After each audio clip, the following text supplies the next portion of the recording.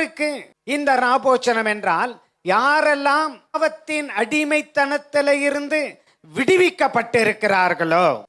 இன்று நாம் பாவிகள் அல்ல, பட் அனுதினமும் நம்முடைய பேச்சிலே, வார்த்தையிலே, நடக்கையிலே, செய்கையிலே சின்ன சின்ன தவறுகள் we are committing. அந்த 51ஆம் சங்கீதத்தில இருந்து, தேவனே என்மேல் இரக்கமாயிரும், என்மேல் கிருபையாயிரும், நான் இழந்து போன சந்தோஷத்தை, இழந்து போன இரட்சணியத்தை திரும்ப எனக்கு தாரும் என்றெல்லாம் வாசிக்கிறோம்.